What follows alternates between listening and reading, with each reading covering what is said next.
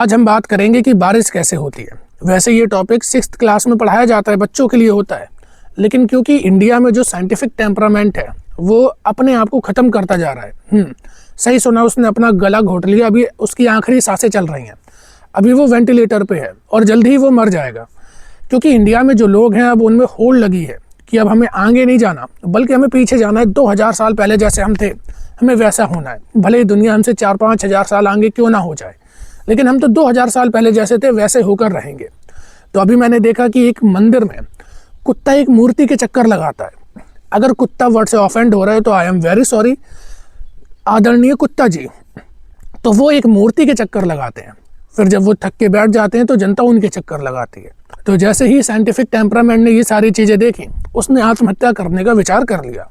तो इसीलिए मैंने सोचा कि एक बेसिक सी ज्योग्राफी के ऊपर वीडियो बना दी जाए, जिससे कि ये पता चले कि इंद्र की पूजा से बारिश नहीं होती है। नहीं तो कल को पता लगे कि जगह जगह पर यज्ञ हो रहे हैं, हवन हो रहे हैं, इंद्र को प्रसन्न करा जा रहा है कि बारिश करा दो।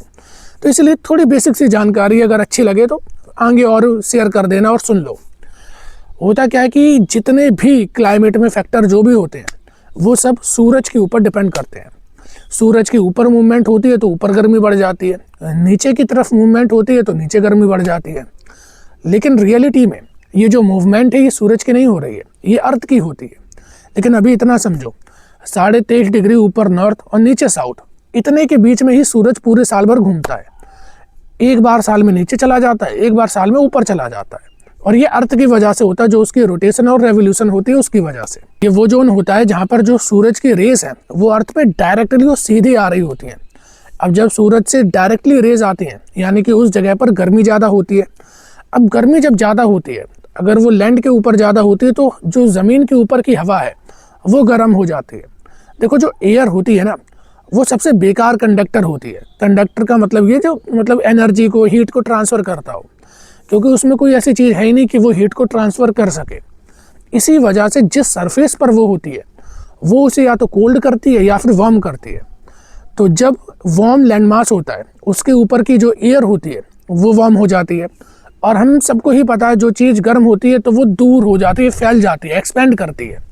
तो जब हवा एक्सपेंड करती है मतलब कि उसका वजन कम हो जाता है। वजन इतना कम हो जाता है कि ग्रेविटी उसे नीचे नहीं खींच पाती है, अब वो ऊपर उठने लगती है। और जब हवा ऊपर की तरफ उठती है तो उसमें छोटे छोटे पानी के कण होते हैं। ये पूरे प्रोसेस को एवापोरेशन बोला जाता है। तो वो छोटे छोटे पानी के कण, भाप, हवा के साथ ऊपर उठ जाते हैं। अब हवा ऊपर उठती जा रही है, उठती जा रही है, ऊपर जाके फिर रुक जाती है। इस वजह से रुक जाती है क्योंकि लैप्स रेट ये कहता है कि हर 1 किलोमीटर ऊपर जाने पे 6 डिग्री टेम्परेचर कम होता है, जो अर्थ की इनिशियल ऊपर की ही एटमॉस्फेयर की जो लेयर होती है वहाँ पर। क्योंकि ट्रोपोस्फियर के बाद की लेयर है वहाँ पे टेम्परेचर फिर इंक्रीज होने लगता है। और नॉर्मल जो लैप्स रेट है वो इस वजह से लगता है क्योंकि ऊपर एटमॉस्फेयर में जो बादल आदल वगैरह हैं वहीं से जो सूरज की रेज है वो रिफ्लेक्ट बैक कर जाती है। बादल का अल्वेडो होता है वो ज़्यादा होता है इस वजह से। तो वहाँ पे अब क्योंकि ठंडी है और नीचे से गर्म हवा आ रही है।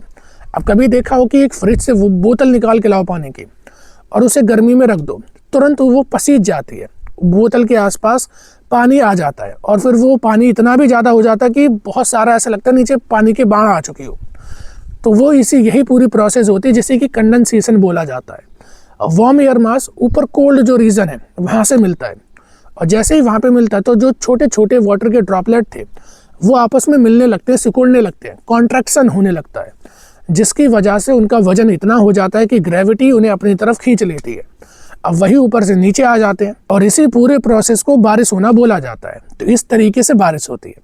तो आई होप आपको समझ में आया हो कि बारिश किस तरीके से होती है। और भी मुझे ऐसे ही छोटे मोटे जो टॉपिक हैं वो बताते रहना, जिस पे कि मैं वीडियो बनाता रहूँ। तो थोड़ी बहुत जो वेंटिलेटर पे अभी वो है तो उसकी और दवाइयाँ चले और वो उसी लेवल पर बना रहे। मैं कभी सोचता हूँ कि अगर हमारे जो पूर्वज थे जिनकी कि हम हमेशा नाम लेते हैं, आर्यभट्ट हो गए, और भी ऐसे बहुत सारे थे जिन्होंने कि साइंस के फील्ड में अपना बहुत ज़्यादा योगदान दिया था। आज अगर वो होते ना, वो अगर वैसे जूता तो नहीं पहनते थे, लेकिन अगर वो जूता उनके पास होता तो फेंक के ज़रूर मारते।